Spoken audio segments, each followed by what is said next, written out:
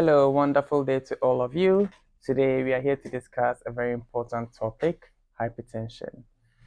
Before we discuss hypertension, I would want to just let everyone know that hypertension is quite common in the world, and one out of every three people aged between 30 years and 70 years has hypertension worldwide.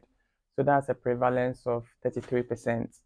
So that means hypertension is very, very common in the world, and if you have hypertension, there's an opportunity for you to learn more about the disease. If you don't have hypertension, maybe you should check and make sure you don't have hypertension. And if you've checked, you should live a lifestyle that will prevent you from getting hypertension. All right, so let's delve right into the topic. What is hypertension?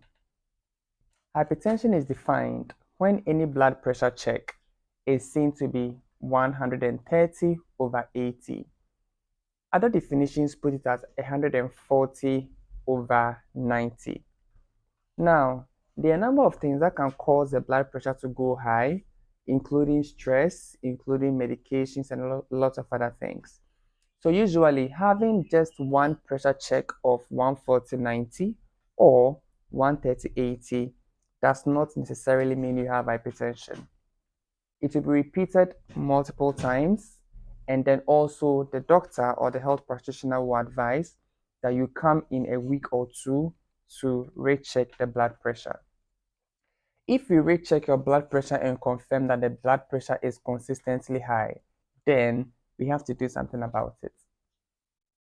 Why is it important to lower your blood pressure when it goes high?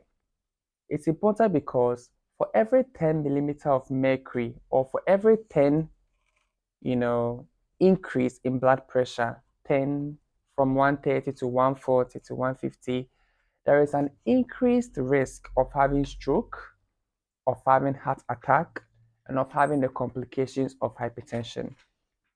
Because of this, it makes it very important that as much as possible, we control the blood pressure to reduce the risk and danger that it can pose to you and to your family as a whole. All right, let's do a bit of technical details. There are three stages of hypertension. There is pre-hypertension, where it looks at blood pressure between 120 and 129. There is stage 1 hypertension, looks at blood pressure anywhere between 130 and 139. And then there is stage 2 hypertension. Now, stage 2 hypertension is any hypertension from 140 upward. I'm sure all of us know that when you check your blood pressure, it usually gives three numbers. The first two numbers are for the blood pressure, and the third number is for the pulse.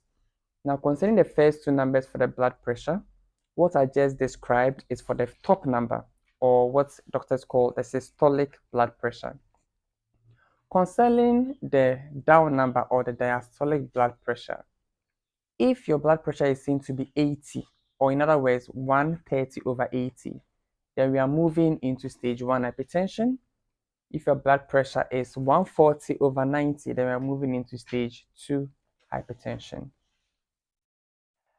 If you check your blood pressure and you realize, or they inform you that your blood pressure is anything above or equal to 180 over 120, it is something we call hypertensive emergency or hypertensive urgency.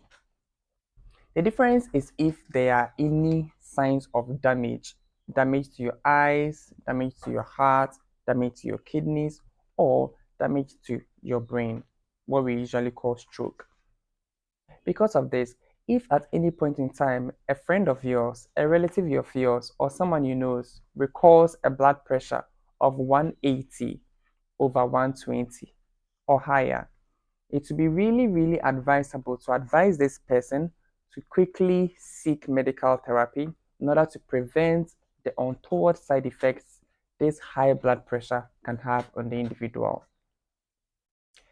Now, something that most of us know about, causes of hypertension. There's a lot of history details about what brings about hypertension. Some say it's related to salt, some say it's exercise. I'm here to tell you that it's a little of both. However, before we delve into that, 90% of hypertensive cases don't have any identifiable cause. Doctors refer to this as primary hypertension. Now, because there are no identified or identifiable causes, it becomes very difficult to prevent it from happening. Even though there are no identifiable causes, there are certain factors that increase the risk of having hypertension. I'll go through a few of them so that we can learn. Number one, a high salt diet or a high sodium diet. Sodium works to draw or pull in water into the blood. So this can increase the amount of pressure that is in the body and lead to increased risk of hypertension. Number two, obesity. Obesity or high levels of cholesterol can cause hardening of the vessels or arteries through which the blood flows. This can prevent them from expanding when the blood is flowing through it appropriately, leading to hypertension. There are a few other things that can cause hypertension. I won't go into too much detail, but I'll tell you about them. There's something we call OSA or obstructive sleep apnea. This is usually individuals who, when they sleep, snore a lot, either because the tongue is falling back or because the jaw is small. In such situations, there can be an increased blood pressure as a result of it over time. Other factors include stress, diabetes, certain herbal medications like licorice. Pregnancy can actually cause an increase in blood pressure.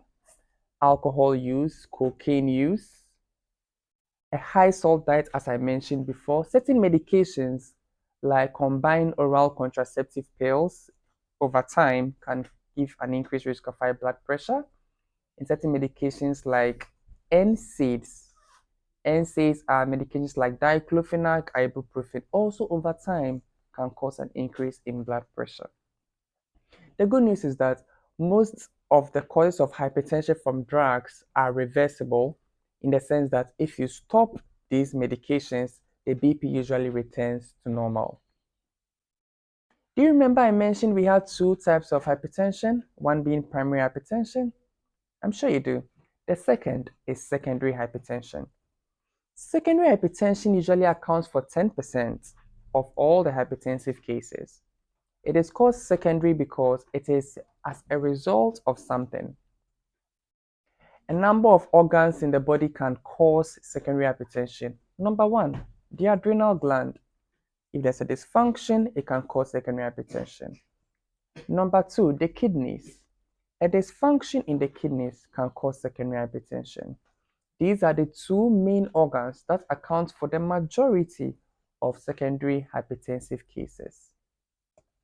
Now, how does hypertension present? If an individual has hypertension, what will the individual see or what will others see that will communicate that this individual has hypertension? Unfortunately, hypertension is very silent. On most occasions, it comes without any symptoms. This makes it very difficult to diagnose in individuals who do not go for regular checkups.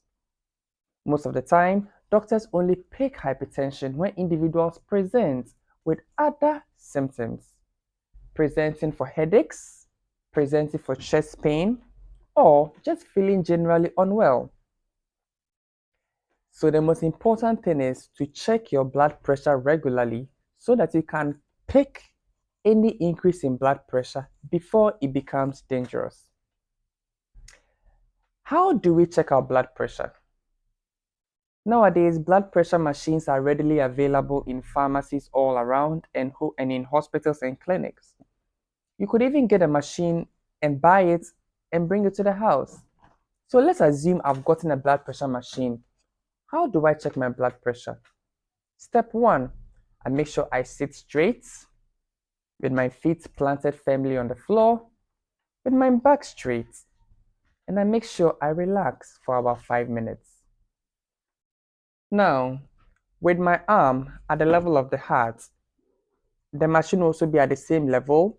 I tie the cuff up around this arm, my right arm. I check, I record.